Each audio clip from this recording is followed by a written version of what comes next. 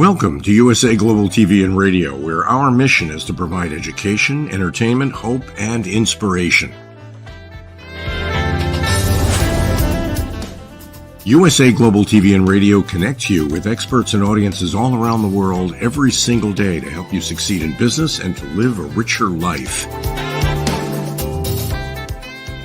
Visit us at usaglobaltv.com to learn about career and life-changing training and mentoring programs like the Listening Mentor. Subscribe to our newsletter to stay informed about our special programs and offers. Discover how you can become a guest on one of our shows or a host or producer of a USA Global TV and Radio show of your very own. That's USA Global TV and Radio, where the doctor is always in.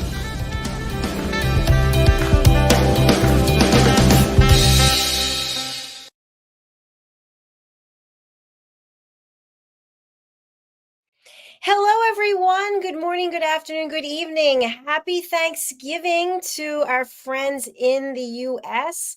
I hope that you had a beautiful day, and thank you to our friends across the world.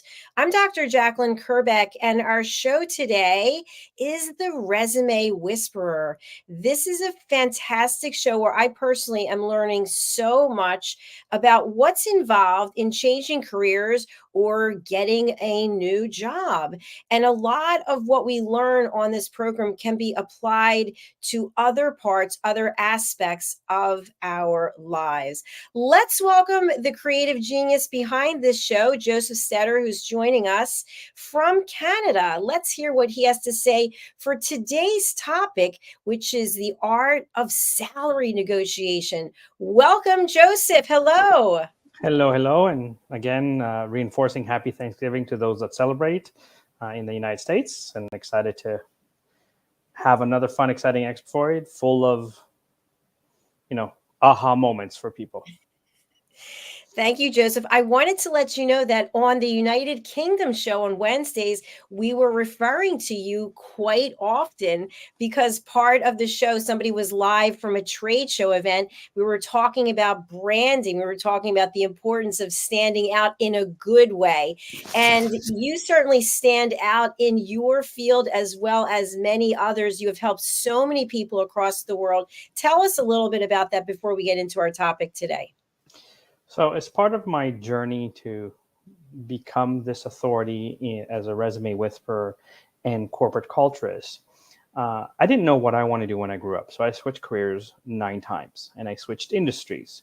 And so I also switched jobs over 18 times. I've been in recruiting for nearly 20 years. I've worked with small to global companies such as Deloitte & Touche, Apotex Pharmaceuticals, Tata Consulting Services. And in the process of kind of figuring what I want to do and the experiences that I've had, I realized that a lot of people think they understand interviewing and getting hired. And I started kind of learning what people are doing and how. And I've invested over 30,000 hours to master the subject. I've written 11 books. I've been featured in magazines like Disrupt, Bazinga, Brains, and Newswire. And kind of now I'm on a mission to help more people kind of navigate and get or land their dream job faster and easier and a lot more efficiently. And so my purpose with this podcast is to kind of give people those, wait a minute, this is the difference. And so today's topic is, I think, one that scares most people, which is the salary negotiation side of it, because especially if you've been applying for jobs incorrectly and your resume is very cookie cutter and generic, after a year of looking for work, you're probably pretty desperate. So whatever offer is given to you, you're kind of eager to go, okay, I'll start working right away. I've been there myself. And if you understand, and if you've watched or listened to some of the previous episodes, I emphasize that when you can show the levels of results that you can produce, companies will want you. And because of the pandemic, the workforce has changed completely. So before, you really had to ask to work from home. Now it's almost common. It's actually offered quite a bit, or at least a hybrid model. Uh, but there's also an understanding that salary negotiation is not just salary. A lot of times you can negotiate, we'll call them perks, that might be a small cost, but they add up. So I know that Dr. Jacalyn, you love doing the solid core fitness. So imagine having an organization that says, you know what, we love you so much that we'll pay for an entire year's membership, for example. You know, it's a small saving, but it adds up. And because you enjoy it so much, you will probably actually be more productive at work, knowing that work is paying for an activity that you enjoy so much. And so that's kind of, I think, where today I want to focus on not only how to negotiate the salary, but also what are the things that are available to ask for that people don't think about. Joseph, I have a huge smile on my face back here just thinking someone paying for my salad for a year. I just love it. I love it. I love it. So something else that I want to have you talk about, because we've discussed this on other episodes, and I think it's really important, is that especially as women, we have a challenge in asking for what we feel we're worth, and we take less. So when it comes to negotiating a job, or maybe getting a salary or an increase, we don't want to stand our ground because we're so afraid that we're going to lose and have nothing. What are your thoughts about that? So again, and this is where the mindset that people have been taught through, I'll call it the last 50 years of being part of the Industrial Revolution, the progress of human rights and recognition of expertise, and especially the value of women in the workforce right now, more so than ever. I think that the most important thing is that when you've demonstrated value, the numbers and the negotiations become semantics. So I want to start with a little bit of kind of what's available to be negotiated. And then, I'll share some stories of extremes. I think in one of the previous episodes, I shared how I helped somebody get a $430,000 raise in 4.5 hours, which was probably the craziest negotiations I've ever had to go through. But also kind of what people or companies are willing to offer even in this market, because I've had recent success stories of people that I've coached, and it just goes to show. So outside of first, let's start with understanding that when a company needs to hire, they tend to have a range of $30,000 to $50,000 that they are willing to pay for a candidate, right? So to you, $5,000, $10,000 might be a principle or a kind of mentality like, I've earned this much, I've gotten to a next level. If $5,000, $10,000 is going to break the company's bank, don't walk away from that job offer, run. And the reason I say that is because companies know that they hire you, you're going to produce 5, 10 times what they're paying you.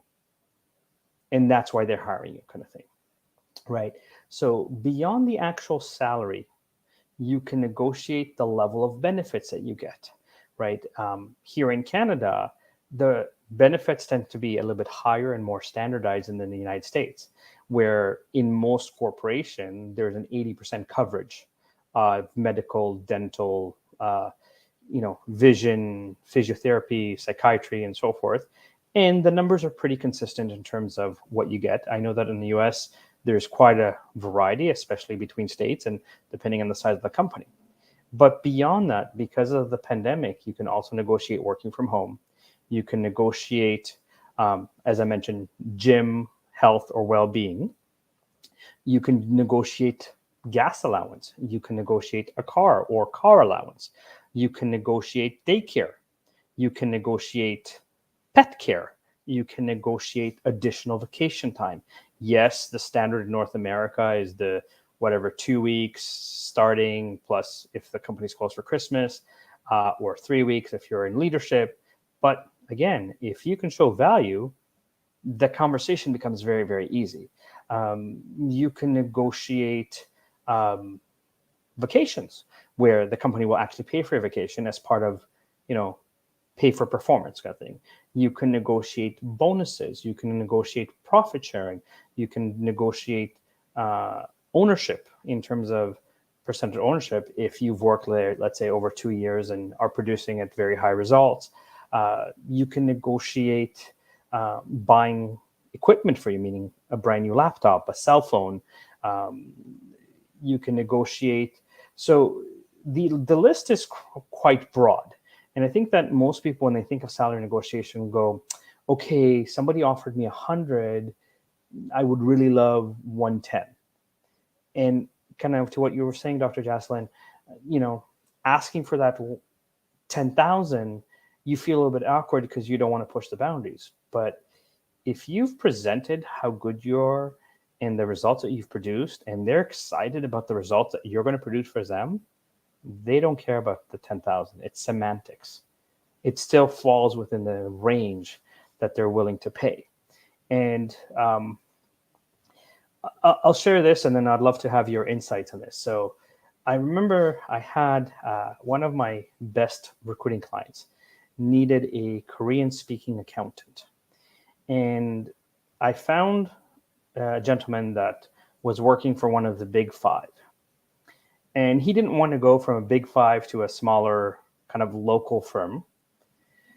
And I spent 2.5 months calling him 3 times a week going, give me the this will never happen request. At the end of 2.5 months, before he even came into the interview, he was making about $65,000 as a senior accountant in a public accounting firm with bonuses. Before he even came into his first interview, I had an offer in writing that said they will give him an $85,000 salary, so a $20,000 raise, a $5,000 signing bonus that never happens in the world of accounting, a parking spot, a new laptop, a new cell phone, a gym membership, bonus that was equivalent to managers, and revenue sharing from the overall firm. And understand that my client had at the time approximately 20 partners, and all 20 partners had to sign off and agree on this structure simply because he spoke Korean.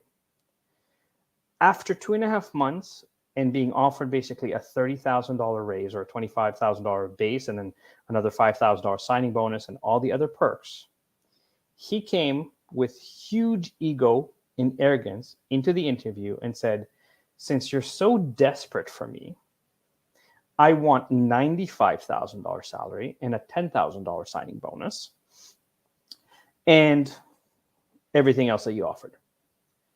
The 20 plus partners got so angry that after 2.5 months of kind of going back and forth and breaking every rule in the company to hire this person, he was so greedy that they said, thank you, but no thank you.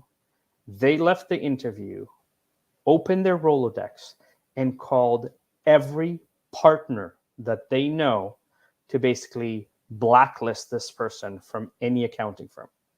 His employer, one of the big 5 accounting firms, found out about this because all the partners spread the word. It's been 15 years. He just reached $95,000 right now. They will not promote him to manager, and he basically lost a great opportunity, right? So understand, clearly they were willing to give a $20,000, $25,000 raise. But when he came and said, I want $10,000 more, and they offered him so much more, that was the kind of the straw that broke the camel's back, as the expression goes. But when you're good, companies will offer you. Your thoughts, Dr. Jacalyn? Wow, that is an incredible story. So here's what's coming up for me.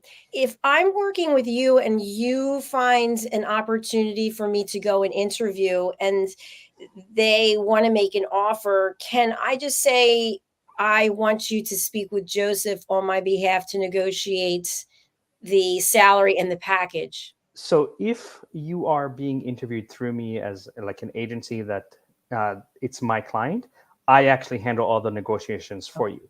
So part of what I do as a recruiter, let's say, is if you're making, again, I'm going to use simple math numbers, $100,000 a year, and I know that you're making $100,000 a year, I'm going to present you at a minimum of 115, let's say, so that way I have, room to negotiate to bump you up to 120,000 and get you that $20,000 raise because you're bringing value that they don't currently have in the company. That's why they're hiring me to find them people, and that's why they're kind of paying my fee to the agency, kind of thing. But part of salary negotiation, and this is kind of what I was alluding to earlier, and I'll give another example, and then I'll explain some of the ways that you can negotiate salary without actually negotiating salary, which is genius in itself, and surprises me how little people actually know this simple psychology mastery with all the resources and tools that are available out there to negotiate salary. So I recently had somebody that's relatively new to Canada that is a kind of manager in logistics. And he was coming up against the you don't really have Canadian experience. And we kind of decided we're going to search across Canada.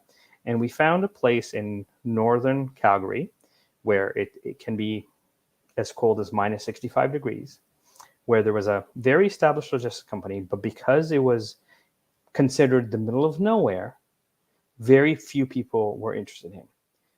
They went through 3 interviews, were very impressed with him, said, before we bring you in back for a 4th interview, we want to fly you, your wife, and your child to the city so that you can kind of see what it is, get a feel for 2 days to make sure that you're ready and willing to move here. And they flew him. He was like, yeah, I'm eager to get started and build my career. They not only offered him $20,000 more than he expected in salary, but they also gave him about $35,000 to relocate from British Columbia or Vancouver to kind of Edmonton so that he can move his furniture, he can move his family without stress.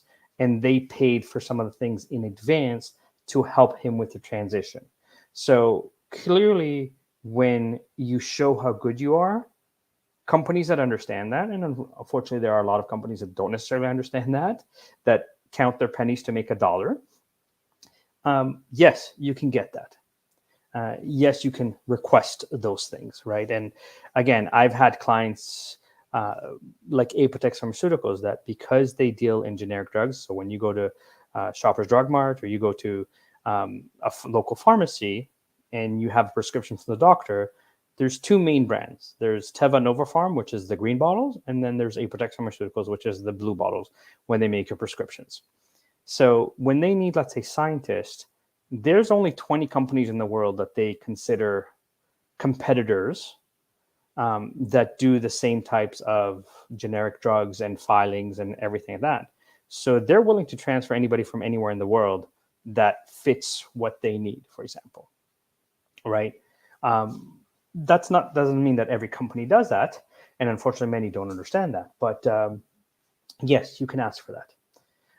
And there's a lot more that you can ask, especially nowadays where companies have started to understand this is a different world, right? And so whether they offer things internally or whether they kind of say, we want you to maintain your health and well-being, and because they're such huge topics right now in any conversation, there is opportunities to ask for that, right? And again, tying into everything I've been saying, when you've presented the level of results that you can produce, the way that you can make money, save money, or increase efficiency with facts, dollar figures, percentage figures, time figures, inventories that you created, macros, templates, policies, procedures, documentations, special initiatives that you personally contribute to initiated,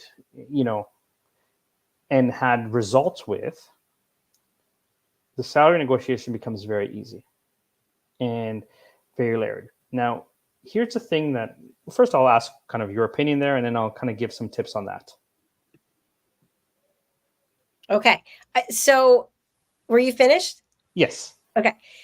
So I have a question and then I'll answer what you asked. I'm wondering, should a candidate expect, if they're being given all of these amenities and these wonderful things to make their life easier, the move better, is there typically some type of consideration they have to give in exchange, meaning that they will commit to staying in the job for 2 years, or there's a non-compete that, and it might be for an even longer amount of time? How does the employer protect themselves from not being taken advantage of by somebody who wants to come and get all these perks and then they leave?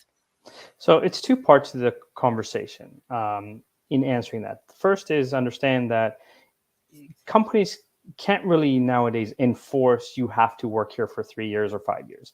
There's usually some sort of, you have to work here for a minimum of, let's say, 2 years. Otherwise, in the contract they sign, it says that you need to pay us a percentage of the moving expenses, for example, because we've invested so much in you and we don't want to lose our investment. In regards to non-compete,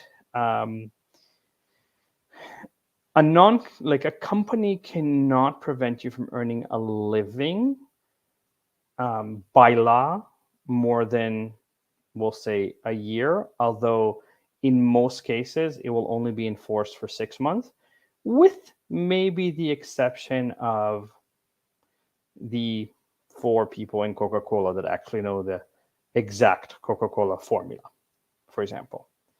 Right now, somebody who's worked for Coca-Cola, there is a very ironclad, you cannot work for another beverage company, non-compete, or in the same capacity, right? And again, can be enforced, but generally speaking, a non-compete, most industries have competitors. So it's a matter of, if we see that you get hired and you're kind of implementing the same strategies that you did for us, we have grounds for potentially suing you. If you coming up with different ideas than what you've done with us, or it's not the same, we'll call it formula, it's a harder thing to prove, right? Companies that have a lot of money can spend, and if they choose to be in the legal world where they're going after you, but it's more headache for them, because if they're focused on you, they're not focusing on their own growth. They're not focusing on taking care of their own people. And understand that the psychology is that if they've given you so much great things, first of all, you're going to come to work excited. You're going to come out to work out of the gates wanting to prove your worth and earning your keep, right? So it's going to energize you because this company believed in you. This company did more for you that your current employer is doing you. So the likelihood that you're going to leave is less, right? I can tell you from my own experience, when I've built teams around me, when I take care of them, when I treat them with respect, when I do little things like even going to the dollar store and buying them a funny stress ball, they're loyal to me to a fault. I have people that worked for me 15 years ago that are still messaging me saying, I loved you as a leader and can you give me some advice? Just because of the way I treated them. If companies understand the importance of their people, you'll never really have that we're going to come after you mindset, because you're going to be loyal until things change. Right. Excellent. Yeah, thank you for that explanation. And I'm wondering, when we're talking about salary negotiation and all of these perks that sound phenomenal, what if you were to have, let's say the hiring manager, the company is not willing to give all the things that you want? Can you ask for a pay for performance type of scenario where, okay, you won't give me this and this and this right now, but if I hit this, this, and this deliverable, then you'll give me X, Y, and Z? Absolutely. And this also gets into the back end And we'll call it the brilliant psychology that I'm surprised so few people understand about in salary negotiations. So I'm going to share, I'll say 10 examples of negotiating salary without actually negotiating salary. So company asks you, what's your salary expectation? First way to answer it, say, you know what? When I applied for this job, there was no mention of salary. What is the range for that? Ask the employer, what is the range for this position? And let them answer it for you. And once they answer, say, well, given the results that I've produced, I'm certain that if you choose to hire me, I will produce it even better for you, and you will want to pay me in the higher range. That's example number one. Example number two. Listen, the salary question is kind of like a trick question. If I give you a figure that's too high, I'm shooting myself in the foot and you might dismiss me as a candidate. If I'm giving you a figure that's too low, I'm shooting myself in the foot because I'm undervaluing what I'm worth. If you think I'm the best candidate for this job, I'm certain you're going to make me a great offer. Option number three. Listen, before coming here, I did a little bit of research. According to websites like PayScale, LinkedIn, Indeed, Glassdoor, Salary.com, the range for this position in this area of Canada or United States pays between this range and this range. Given that you're such a reputable and successful company, I'm certain that you are within this range, and that range is acceptable to me. Option number four. Well, in my last job, I had the following duties, and in this job, there's more responsibility. So you can't really compare apples to oranges. The fact of the matter is, if you're thinking of making me an offer, clearly you understand how much value I'm going to bring and how much return on investment you're going to get from hiring me. So it is in your best interest to make me a great offer, because if you show me that you value me, I will work 3 times harder to produce even more results for you. Going to what you said, listen, I am so confident in my ability to perform well beyond your expectation that I have no problem with a lower front end incentive in terms of base salary and a higher back end incentive, because once you see the results, you'll want to give me more money. Okay, that's a great option. Okay, another option. Okay, so based on the research I've done, I understand that this position pays, let's say, between $100,000 and $130,000. I'm going to be honest with you. I'm the best at what I do, and you've narrowed me to one of the last few candidates because you understand how great I am. And if you understand how great I am, you won't even think about offering me $100,000. You'll come in close to the $130,000 because you understand that I'm going to give you so much results and so much value for what you're doing, and I'm going to create the impact right away. Okay, another way of approaching the salary question is to say, again, depending on if this is first interview, second interview, third interview, and so forth, but especially if it's early on, because a lot of companies try to screen out people based on salary, just say, listen, before we discuss salary, I'd like to learn more about the company, the position, and how this position fits to the hierarchy of the organization and the deliverables that the organization expects. So I don't want to discuss salary until I have a complete picture of it. And along those lines, before we discuss salary, you haven't decided if I'm the best candidate for this job, and I haven't decided if this is the best company for me. We're both getting to know each other right now, and we're doing a little bit of a dance in that we're both sharing information. Thus far, based on the fact that you've called me back for a second or third interview, I've definitely impressed you with what I can do and how I can do it.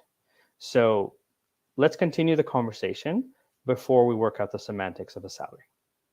Right. So those, I think I'm at about 7 or 8 examples now. I've lost count because I'm just kind of streaming them, and this is kind of automatic for me. And there, have to understand that one of the things, and I'm going to go a little bit into the psychology. never, ever, ever give an exact number because you're limiting yourself. I do have a question. By all means. And I think this kind of goes along with what you're saying. If the person's interviewing for a job that's in the sales realm, for example, or in an area where they are expected to negotiate, will the candidate be judged on their ability to negotiate their salary and package as a reflection of how good of a negotiator they are? Yes and no, because again, in sales, there's already a structure of how the commission works, so it doesn't really matter. But understand that part of it is, you know, can you handle situation? I can tell you, like, let's say, as a recruiter, when I come to a new client and they say, "What's your fee?" For example, I'll remember this because when I tell this to people, they kind of went, "What?" So, like when I got introduced to Apotex Pharmaceuticals, they asked me, "What's your fee?" I was like 25%, and the recruiter did the HR manager looked and did the typical, "That's too much. We're a very large company. Give me a better deal." I like to say, "You know what? I like you. 24.5%." We ended up, haggling a little bit, and we closed at 22.5%. Now, the reason I'm sharing this is because I negotiated in 0.5%. Most recruiters, when they hear 25, it's too much, they will drop 5% instantly, right? At which point you've given up 2.5% because you've dropped 5% automatically. So in the negotiation of salary, it's similar mindset that if you come and say, "Listen, I produce results. You're going to be so impressed with the work that I do that you're going to want me to be happy. You want to keep me around, which means you're going to pay me on the higher end of your range because that's going to show me that you respect what I bring to the table." Right? Now, again, as part of the conversation, you could talk about where you live, lifestyle. So if you live in New York, life is more expensive. You have the right to say that from a perspective of the cost of living and therefore salary matching. If you're living in Florida, cost of living is different, right? And so there is a level of recognition that you might earn a little bit less because you're in Florida. At the end of the day, it's the value system that you have. And again, whether it's front end or back end, whether it's bonuses or whether it's perks, there's a lot of little things that add up. So, Dr. Kerbeck, you like solid core fitness. I don't know what the cost is for that per month, but in the grand scheme of things, even if it costs, let's say, $5,000 to train in solid core 3, 4, I know you go pretty regularly. Every day. There, every day, right? So even if it costs $5,000 and they give you $5,000 less in salary, you're not paying that out of pocket. So you don't care about the 5,000. And given that in North America you get paid every two weeks, and a $5,000 increase works out to about, depending on the tax structure of the state that you're in, but works out to about $200 to $300 extra per pay. Is that $200 to $300 really going to change your lifestyle? So in your case, if we're talking about solid core going every day, if they're paying the $5,000 and that's not an expense that you need to worry about out of your salary, that $5,000 is not really going to matter to you. If it's a principal thing, by all means, you can ask for it and talk about it, because that $5,000 shouldn't make a difference to the company itself as a model. But again, you don't need to kind of be like, "Oh, here's the number," or here's, you could say, "This is what it is." You can ask them what the range is. And again, when people value you, they'll pay you. When you come, "Listen, I'm really, really hardworking. Can I please get a job?" Which sadly most people do, right? Companies know that they can take advantage of you, right? There's a tech company based out of Canada. They're the ones that kind of built the TV screens for airplanes that you can kind of watch your own movies and have Wi-Fi. I know for a fact that they love hiring new immigrants because they know that new immigrants are desperate to get their foot in the door and get kind of local experience. And they can get brilliant engineers that are coming from a third world country for half the price that they would pay for engineers in North America. So instead of paying, let's say, an engineer $100,000, they're paying that engineer $50,000. And they also know that most people that come from abroad that have a mindset, I'll work here for 5 years, I'll work super hard, and then you're going to promote me, and then you'll start paying me what I'm worth. They bank on that because those 5 years, they're saving $250,000 in salary because they hired you at half the salary that's the market. And chances are you've probably produced 20 times what they've paid you in productivity, kind of thing. Okay. I have another question. I know we're coming close to the end, but I think this is something that needs to be discussed. Joseph, I want the job. I really want 125. I want 3 weeks vacation. But I tell you, I want 150 and I want 6 weeks of vacation. So is it good to inflate what we want so that you are not, you're not going to give me that, and I know you're not going to give me that, but you come back with something else, which may be exactly what I want, or maybe a little bit more than what I want. And now we're both happy because we both feel like we got something from the negotiation.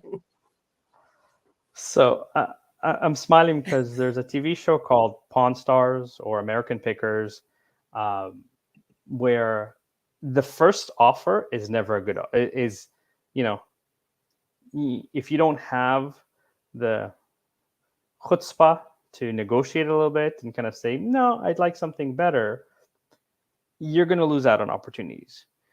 Do you necessarily want to do you can choose to do longer vacation and then do a higher salary, but not like a 25,000, because at the end of the day, you have to understand there's always flexibility in the conversation, right? And as long as you're not being obnoxious or arrogant about it, and you're discussing value, they can, if you ask for 6 weeks, they can say, listen, our company policy is that, even our leadership only gets 4 weeks of vacation, for example.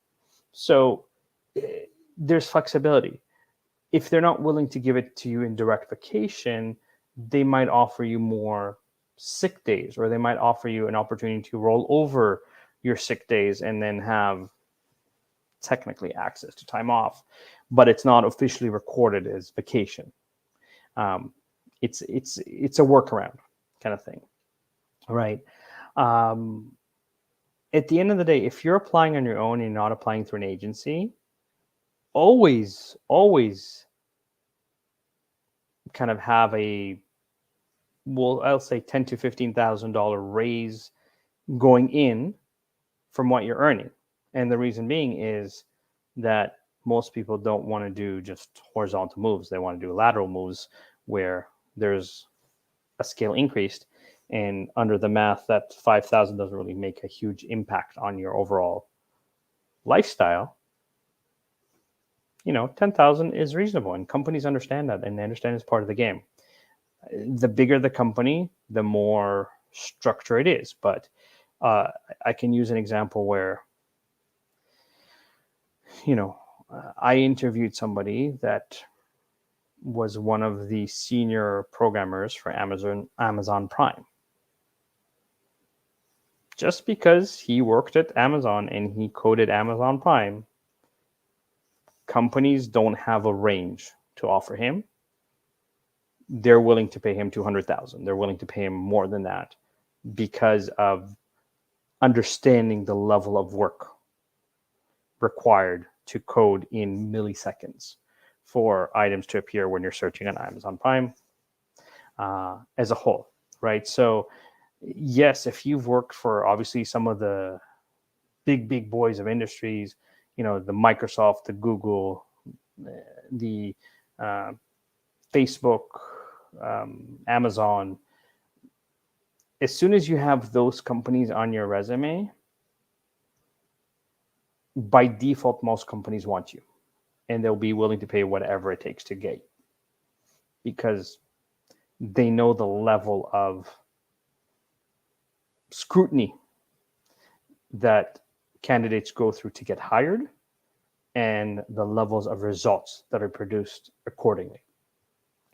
So yes, there are exceptions to every rule, but it also depends on how well you presented that you are going to make a huge impact, make a difference,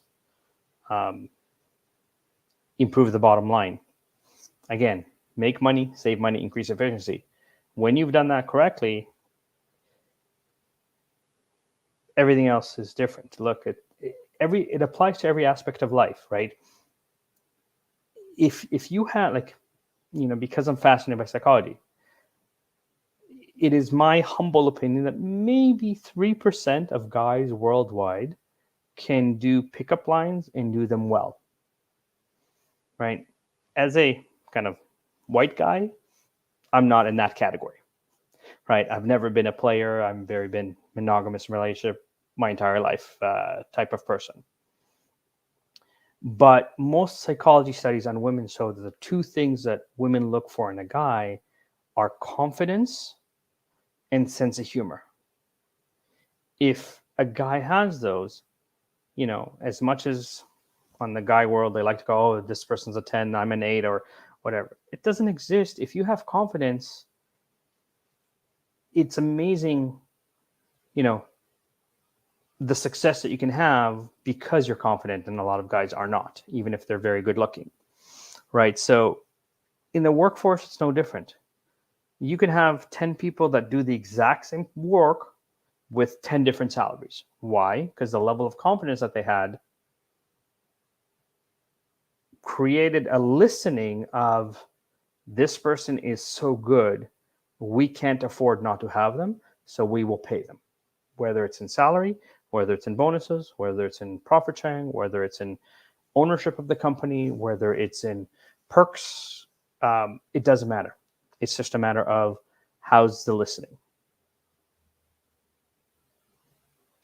Josef, I have to ask this. I'm sorry I said I only want. I have another question for you. Please, I'm glad that you're asking questions. It makes the conversation flow more. So for people who are watching or listening and they want a specific type of job, is it true that hiring employers will offer certain positions only through a recruiter, and these jobs may not be able to be found on typical hiring sites, that someone like you might have access to some information that the general public would not? Yes. So generally speaking, when companies post on job boards like Indeed, they've reached desperation. If you are familiar with the 80-20 rule, otherwise known as the Pareto rule, otherwise known as the golden rule, okay, 80% of your productivity comes for 20% of your people. Sadly, in the job market, this is what most people understand. 80% of people apply for 20% of the jobs. Those are the ones posted on job boards like Indeed. And 20% of the people that, let's say, hire me, understand where the hidden job market is, which is the agencies, which is networking correctly, which is, visiting a company in person, which is, creating communication of, hey, I have this idea for you. Are you willing to review it and give me some feedback, to kind of create a position for you that doesn't exist, that it's not posted anywhere? I can tell you right now, like, my recruiting clients, I don't post a single job posting, because I've learned that people read the title of the job, not the job description. The last job posting I posted right before the pandemic, or about a year before the pandemic, I needed a senior Python React developer. I wrote this big in red, in yellow, highlighted, bolded, underlined, must have 5 years of experience in Python and React. I got 160 resumes of I'm graduating in 2022. I have 1 month of experience in Python and React.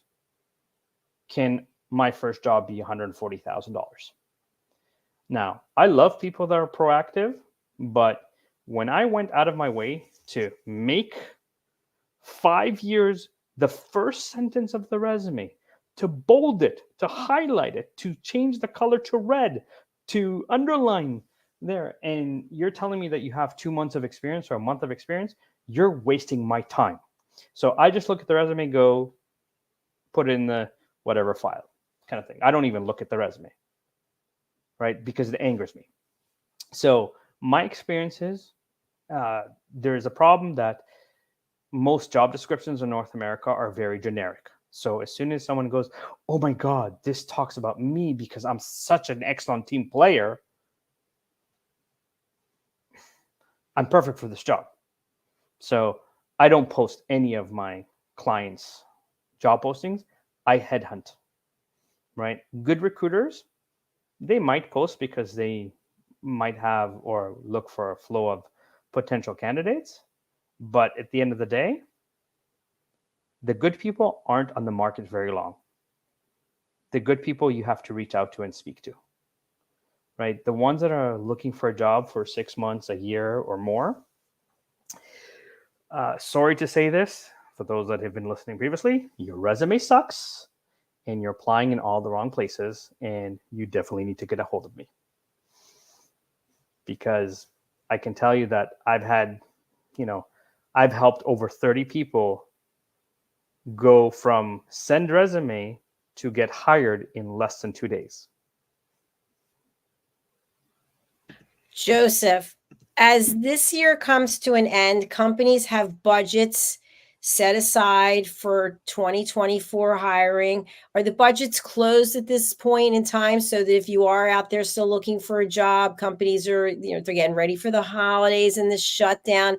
Where does it stand for people out of work right now in November and December of 2023? So most companies will continue to interview probably until about December 15, maybe the latest December 20th, in order to hire people right at the beginning of the new year. Because if they don't do it now, if they start the hiring process on January, let's say 3rd, or, given that most of the times employers spend at least a month looking for people, they're losing the entire month of January as well. Okay, I like that short, concise, direct answer. Yes. Now, what if you are one of the unfortunates who gets the pink slip saying, hello, we appreciate you, and goodbye. We do not want to see you in 2024. Should you take a couple weeks? It's the holidays after all. Should you lick your wounds and take some time out? Or should you be actively calling you and looking for employment? Look, at the end of the day, if you've been downsized, there's usually some sort of exit package, right? So if you're still earning salary for a month, 2, or whatever, yeah, you can enjoy a little bit of weeks. But understand that if you're doing the same as everybody else, where you're like, okay, I'm going to wait a week and then I'm going to start applying in Indeed, good luck. You're going to be stuck for a while. If you do things right, where your resume stands out, I just had a guy that was looking for work for 6 months. Somebody referred, one of my partners and colleagues referred and said, can you help this guy out? I'll pay for you to redo his resume. I'm like, okay.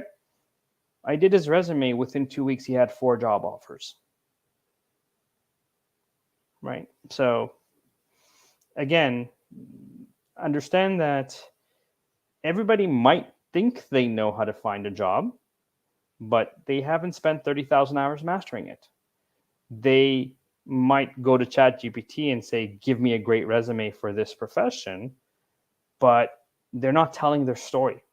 They're not highlighting the results that are produced, because ChatGPT doesn't know who you are and can't quantify the results that you produce. You can. If you don't know how to verbalize that, then you might have a harder time.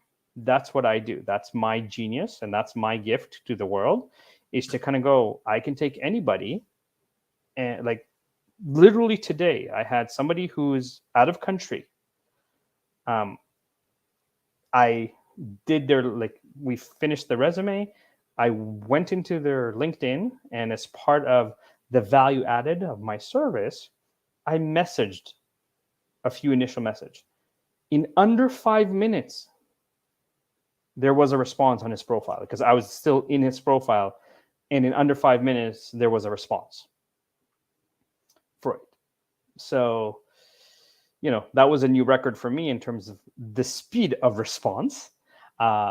Again, not necessarily an offer, but at least there was a response to, you caught my attention, for example, right? So understand that in the same way that Dr. Jacalyn, you have done a brilliant job with USA Global TV and Radio, right? Part of the reason that I partnered with you and I want you here in the show is because the nuances of making sure that it goes live here, the intro video, everything like that, you've earned the right to say, you know what you're doing, you know how to do it, you know how to make sure it appears correctly, it's integrated in terms of SEO, and you have your team there.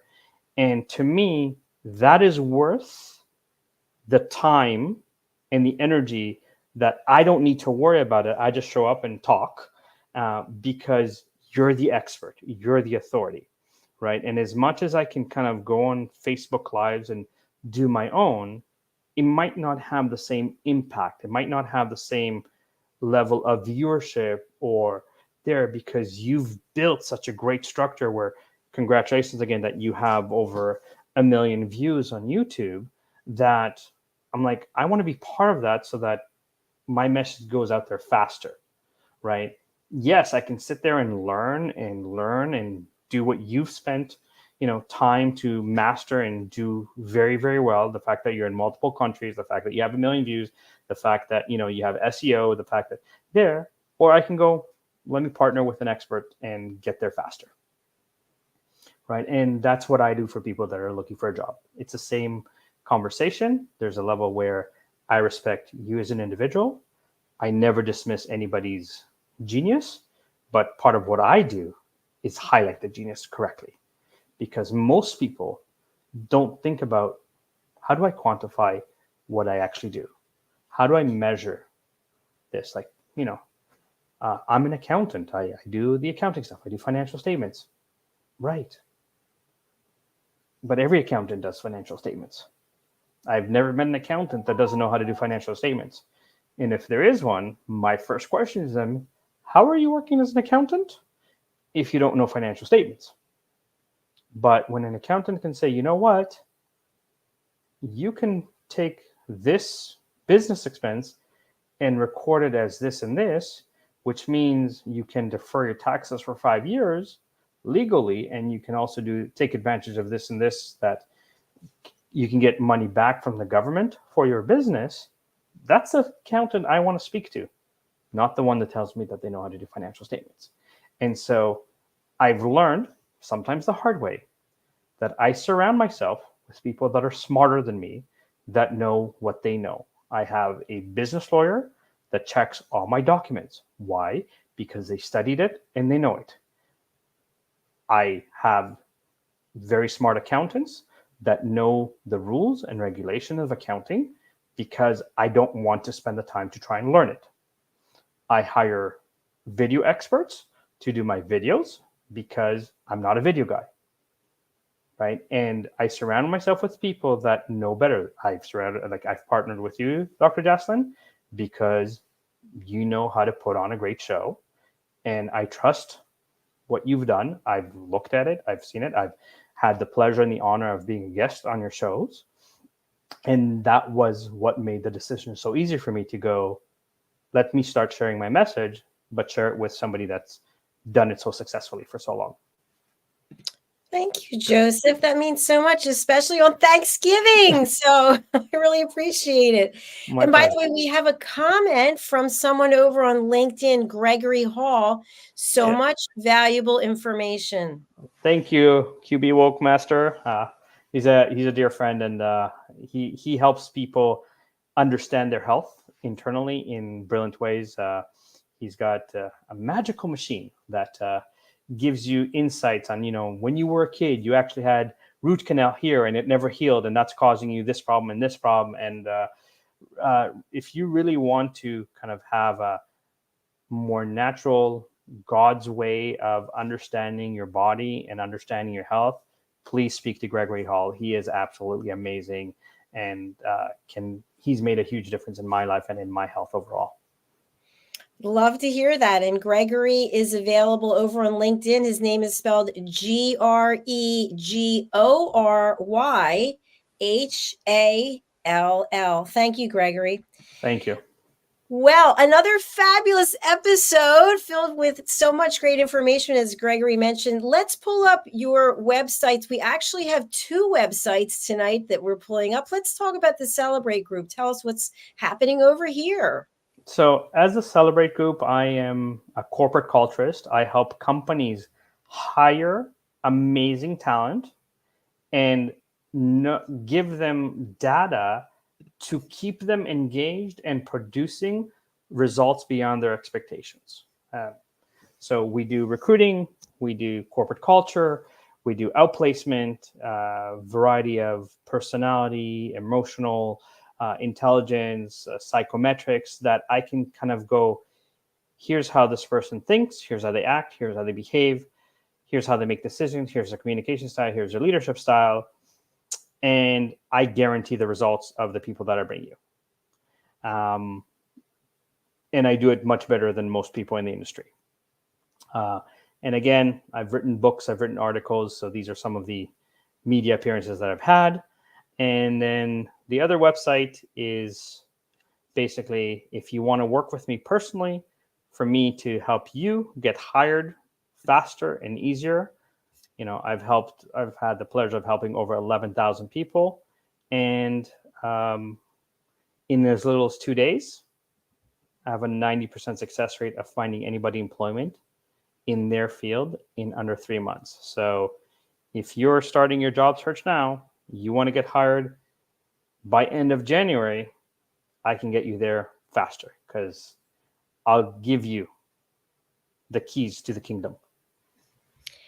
And I just want to share, I know I shared this in one of the first episodes, but I actually know how well Joseph works because I had referred someone to him, someone I met at Solid Core, believe it or not, and they worked together and she gave him rave reviews. So I know that he I actually just knows spoke to her today, yes. But yes, she's been very happy with the level of, beyond what she expected in terms of service and insights and ideas and opportunity. Kind of thing. That's fantastic. So he does what he says he's going to do. What's the best way for people to reach out to you? Is it to go to your website? Website, I'm very active on LinkedIn, website, all social medias, my name or my company name. Very easy to get a hold of me. I'm generally pretty quick to respond to interests or conversations or any insights. Tell us about this link that we have here. So this is kind of a taste of what I do, where it's kind of, again, a little bit of a background of what I am. And then for people that don't necessarily want to work with me one-on-one, there's an opportunity for them to basically take my course, which, again, it's taking my 30,000 hours of mastery and doing it on their own. It's 8, soon to be 10 modules, but 8 modules, very simple, that are laid out to you, clean, that kind of say, you know what, here's how to interview, here's how to write your resumes. And I've provided you with, let's say, 15 templates. Here's how to network. Here's the employment agencies that you potentially should work with. Here's the job boards. Here's how to negotiate salaries. So, I gave, about 10 tips today but there's a list of about 40 that you can use to optimize the psychology of the job interview and the process, how to use social media effectively, how to optimize your LinkedIn. And it's a kind of done for you where you don't actually have to think. I've done the homework for you. You just have to put in an effort to actually take the steps. And so it gives you kind of quicker, cheaper access to do it. If you're one of those, I'd like to do it, I learn at midnight. You can kind of go online and see videos, and there's files for you that, like I said, I've done the homework for you by going, here's the employers or the employment agencies, I should stand corrected. Here's the job boards. Here's the, reasons why your LinkedIn is not getting noticed. Here's the reason that you're, like I post on LinkedIn right now, I want to say twice a week, right? Because obviously this show is on LinkedIn. I think in the last month, I'm averaging 1,000 views per week. Right. And that's, again, just because my LinkedIn is optimized. I have the keywords, I appear in searches, and because I'm also posting content and articles and things like that, people can consume in whatever way they feel is best. So whether they want to consume it in a video, whether they want to read it, whether they want to kind of listen to a podcast, it's available in all forms. And as much as I can, and I'm happy to share this wisdom, somebody who's heard me, who might not be the most coherent at writing, might have a hard time doing it on their own, even with a template. Well, you certainly have provided ample interest and tips for people to take away and realize, you know what, I need to hire this Josef Stetter, the resume whisperer, because I'm going to have a much better, much more profitable, should I say, experience by working with him than working with anyone else. So Josef, thank you as always for taking all this time to be with us and to share your expertise. And we look forward to seeing you again next Thursday. Any idea what you'll be discussing then? Yeah, I don't know. Maybe we'll do kind of a wild card and maybe kind of offer people to ask me questions and challenge me or something like that. Like we can do that. But let me think about the topic. Obviously in the world of job finding, I'm right now giving overviews, but we haven't gone into the specifics of, let's say, trick questions, quote unquote. We haven't gone into specifics of places that you can network and specifics of not only the interview, but good and bad recruiters and,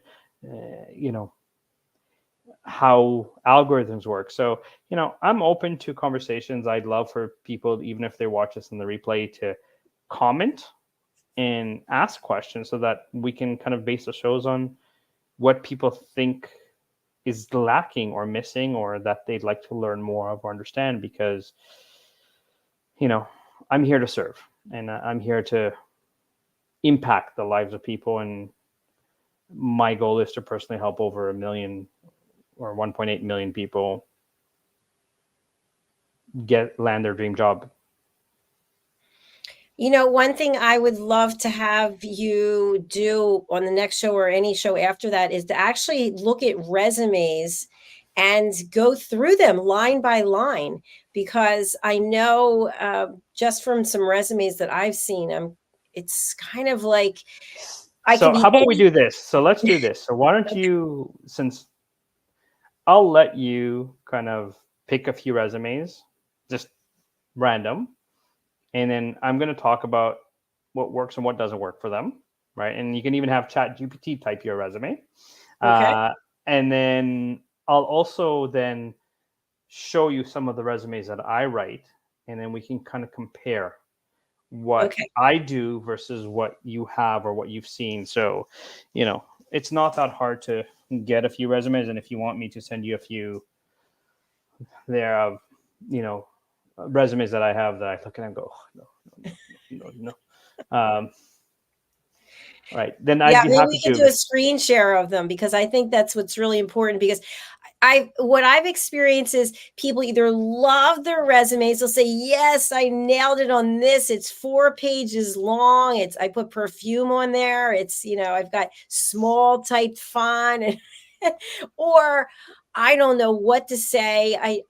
I put everything I could possibly think of that's like one sentence, went to high school, graduated, got a job at Taco Bell. Like I've Look, seen all here's the kinds of thing, things. and yes, I've seen it all too, and I'm still seeing some stuff that, I have a file this big of "don't do this on your resume" kind of thing, right? Starting with, and again, you have to understand as cultured as I am, there are certain cultural names that don't read right in English, and I have a collection of them. Also, things that titles that people give themselves, and yeah, I'm happy to show you kind of here's what typical resumes look like, and here's what my resumes look like, and kind of highlight why mine get noticed so fast. All right. I like it. Let's do it. So, thank you again for being here. Thank you, everyone, for watching on the live or the replay. We really do appreciate it. As Joseph mentioned, whether you are watching live or on the replay, you can put comments in if there's something you would like to have Joseph discuss. So, please to reach out to him. Again, Joseph, the best way to reach you, LinkedIn and Again, any social media platform, if you type my name or the Celebrate group, um, you'll find me. I'm on Instagram, I'm on Twitter, or TikTok, I'm on LinkedIn, I'm on Facebook, YouTube. I'm everywhere. All right. And both of your websites are actually right behind you on the screen. And also, we have one here. So, thank you again. It's been an absolute pleasure to close out Thanksgiving Day 2023 with you, Joseph. Thank you again. And thank you for everyone, and happy Thanksgiving to all that are celebrating. All right. Thanks again. We'll see y'all next week. Take care. Bye. Bye.